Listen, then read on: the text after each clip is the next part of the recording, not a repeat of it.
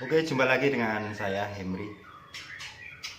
Di sini saya akan mencoba berbagi tentang seputar tentang menjodohkan murai batu ya. Seperti yang sudah saya buat di video-video saya sebelumnya, memang saya menjodohkan dengan cara ekstrim tanpa pengenalan. Jadi memang burungnya sebelumnya memang sudah saya persiapkan untuk saya naikkan birahinya keduanya, yang sebelumnya memang kita sudah buat burung itu sehat yang jelas. Kemudian kita hilangkan, misalkan ada kegemukan atau apa, kita hilangkan dulu, kemudian kita sehatkan dulu. Habis itu kita dungkrak birahinya. Otomatis burung saat kita berikan vitamin untuk pendungkrak birahi itu akan mudah terserap. Nah, untuk burung-burung yang memang tanpa perlu disandingkan gini ya, jadi tanpa pengenalan, itu memang sebetulnya bisa dan bisa sekali itu. Tetapi memang harus memenuhi standar untuk kondisi dari kandangnya. Itu memang harus saat penjodohan itu burung di sekitarnya itu tidak mencoba membuat si jantan yang sebelumnya memang kita sudah masukkan dulu ke dalam polier. Itu si jantan itu sudah anteng dulu di sana. Jadi kondisi psikologisnya sudah tenang. Nah, otomatis saat kita nanti akan memasukkan betina langsung tanpa pengenalan, itu akan mudah untuk dijodohkan. Tapi akan sulit kalau misalkan contoh yang saya alami kemarin ini, saya menjodohkan burung yang memang saya mencoba dengan cara ekstrim, dan saya memang waktu itu sudah agak sanksi karena burung-burung saya ini di yang lainnya ini pada gacor, pada narung seperti itu. Karena disebabkan oleh adanya burung baru lepas trotol yang baru saya masukkan ke dalam polier, dan itu membuat burung lainnya itu semacam kayak tidak nyaman, sehingga sewaktu saya sudah mempersiapkan indukan untuk saya jodohkan kembali, ternyata itu mengalami kendala sampai 2 kali dia dikejar-kejar terus seperti itu ya. Nah, untuk mengatasi hal seperti itu sebetulnya sangat mudah sekali. Menjodohkan burung itu sebetulnya sangat mudah sekali. Yang pertama, kita memang harus mencari akar permasalahan kenapa kok burung ini nggak mau birahi kayak gitu ya. Jadi faktor-faktor yang menyebabkan burung itu tidak bisa birahi itu banyak sekali. Jadi sewaktu kita berikan vitamin pendongkrak birahi, akan tetapi birahi burung itu bisa ngedrop saat psikologis dari burung itu terganggu. Jadi dia akan timbul emosi saja. Nah, untuk mengatasi masalah misalkan sulit dijodohkan padahal si betina itu udah ngeleper-ngeleper seperti itu ya, udah unjal, tapi kenapa kok si jantan ini masih ngejar-ngejar terus seperti itu ya. Itu dikarenakan si jantan ini psikologisnya di kandang itu belum nyaman. Contoh ketidaknyamanan itu seperti ini. Jadi kita menjodohkan si betina ada di luar di luar, jadi di kandang polier dia ada di luar, dilepas di kandang polier. Kemudian si jantan ini ada di sangkar kotak yang dia disatukan dalam satu ruangan di dalam polier gitu ya, di dalam kandang ternak.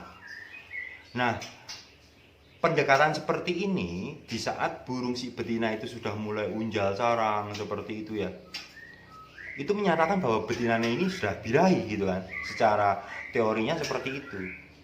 Nah, di saat si jantan ini dibuka sangkarnya, kemudian dia dicoba dilepaskan, seketika itu juga si jantan ini langsung bantai si betina itu sampai dia ditabrak kayak gitu ya, dipatok seperti itu. Jadi itulah yang terkadang terjadi. Terus langkah-langkah selanjutnya jantannya ditangkap dulu lagi, kemudian si jantannya diberikan ke sangkar kotak lagi kayak gitu, dan dilepas lagi, berantem lagi. Makanya faktor tersebut cara penanganannya seperti ini. Jadi si betina ini ditangkap, kemudian jantannya lepas dulu di kandang tangkaran. Supaya apa? Supaya si jantan ini dia menguasai wilayah teritorialnya dulu. Biar stresnya itu hilang dulu. Yang perlu diingat bahwa murai batu adalah burung yang menguasai wilayah teritorial. Kalau burung yang misalkan tipikalnya seperti itu tadi yang saya ceritakan di depan tadi, buka langsung membantai gitu. Nah itu harus dilepaskan dulu di dalam polier, harus dilepaskan dalam kandang, kemudian biar dia nyaman dulu. Setelah dia bunyi sendiri seperti itu ya di dalam polier sendiri, betina cabut saja, jangan disatukan. Dia akan pertama nih mungkin dia akan ada yang cenderung diem kayak gitu. Berarti kalau dia waktu sendiri di dalam polier si jantan itu diem saja kayak stres kayak gitu, kayak linglung kayak gitu, kayak matung kayak gitu. Berarti itu burung itu stres dengan teritorial yang baru, kemudian tekanan dari kanan kiri dari pejantan-pejantan yang lain. Jadi burung itu mungkin stres gitu kan. Nah, langkah selanjutnya biarkan dia di dalam polier dulu sampai dia bunyi. Setelah dia bunyi, baru kita genjot lagi dengan vitamin pendongkrak birahi. Saya menggunakan super bleeding.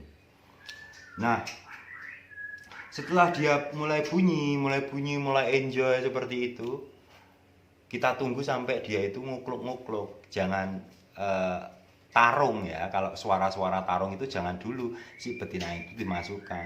Kita nanti burung pasti akan ngukluk-ngukluk kayak gitu. Kemudian dia mulai loncat sana, loncat sini, sudah seperti nyaman gitu ya. Nah kalau sudah seperti itu, kita genjot vitaminnya,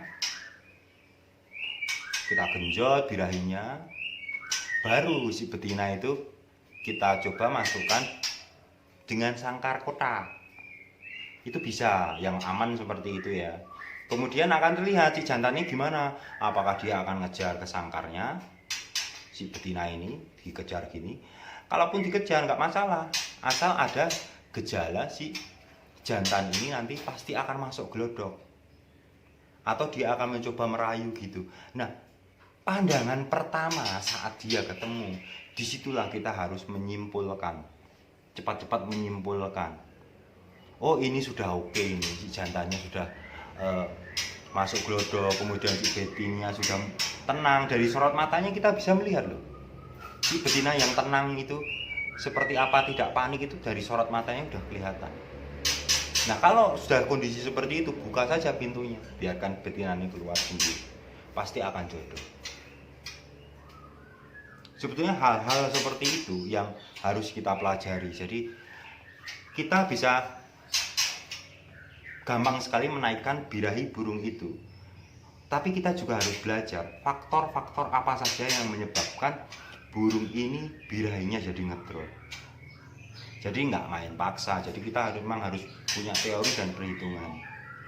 Nah, saya punya kasus dua burung yang saat ini memang agak bandel dijodohkan.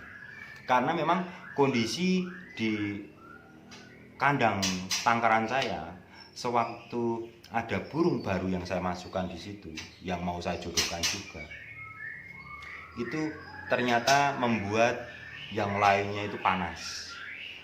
Jadi saat ada burung yang sudah saya siapkan, dia masih gampang galaknya. Jadi karena terpengaruh oleh situasi. Kalau memang situasinya burungnya itu bunyinya nggak narung ya, cuman bunyi-bunyi biasa, itu pasti akan gampang jodohnya. Tapi karena yang lainnya bunyinya itu bunyi materi, kemudian kadang mereka seperti panik seperti itu, jadinya penjodohan akan menjadi lebih sulit. Tapi tidak sulit sebetulnya, cuman nunggu waktu saja. Nah, ini buktinya tadi pagi saya mencoba tak buka si betinane ada di dalam polier. Tapi di sangkar kotak itu sudah tak buka dan sampai hari ini tidak terjadi pembantaian. Mungkin sudah jodoh ya, karena saya lihat mereka sudah nggak bertengkar seperti kemarin. Kalau kemarin begitu itu saya satukan terjadi pengejaran seperti itu, wah ini burungnya pasti masih terpengaruh oleh lingkungan dia. Jadi tekanan-tekanan itu membuat birahi si jantan itu jadi turun. Akhirnya dia cuma emosi saja. Jadi seperti itu. Ini kita akan lihat. Saya menjodohkan burung dengan metode penempelan. Yang satu memang burung tua yang sudah produksi tapi menjadi galak akhir-akhir ini. Tapi hari ini itu sudah jodoh. Dan ada satu lagi burung yang memang pastol. Jadi pastol ini masih takut, jadinya saya tempel supaya si jantan ini tidak takut. Tapi dia sudah mulai bunyi-bunyi.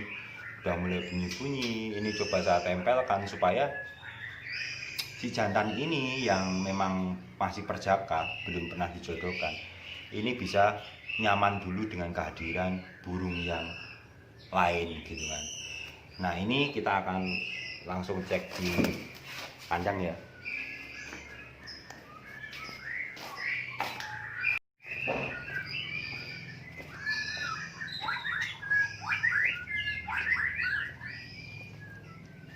Ini burungnya pada bunyi terus. Nah, ini burung yang mau saya jodohkan. Ini jantannya masih adem ayem.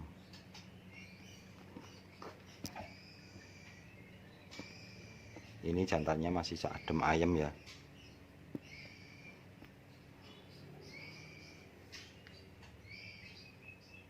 Dia masih belum bisa dikatakan birahi. Kalaupun ini saya paksakan, dia akan diem-dieman karena si jantannya ini memang belum birahi. Ini cuma ngajari, jadi saya biarkan. Tuh, dia kan terbang-terbang seperti itu. Dia masih stres. Kalau ada burung yang lainnya masuk di sini.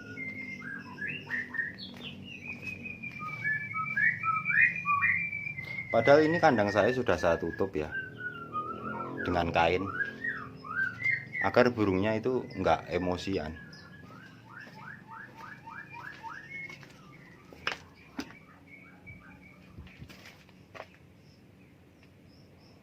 Nah, ini burung saya yang saya coba jodohkan. Kita lihat ya.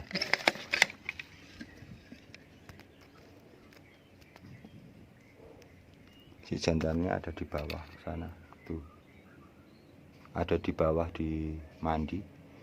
Kita lihat betinanya di mana. Ini yang baru saya lepas tadi.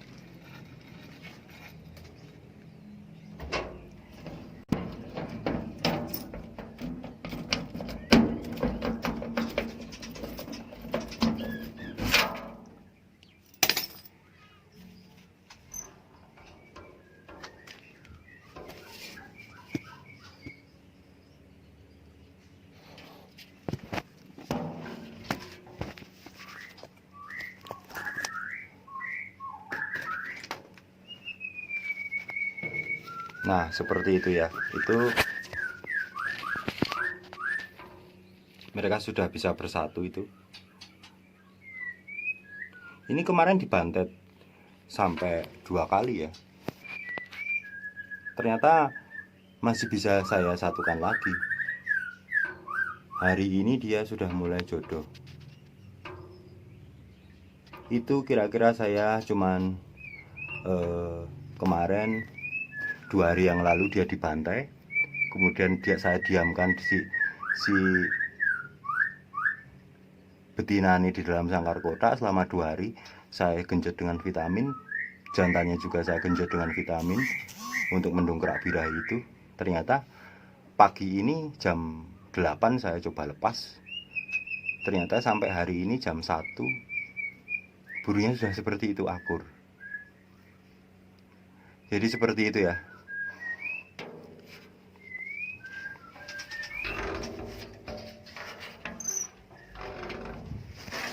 Kita kunci dulu.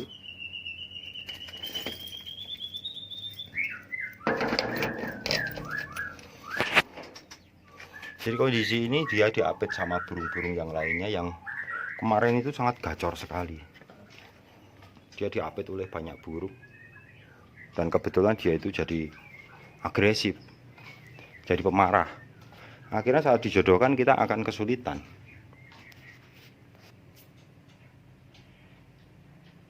Jadi menjodohkan burung itu sebetulnya nggak sulit ya, sangat mudah sekali.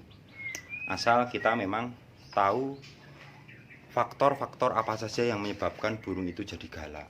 Kita memang harus menyimpulkan akar masalahnya dulu. Terus kita lakukan dengan apa itu?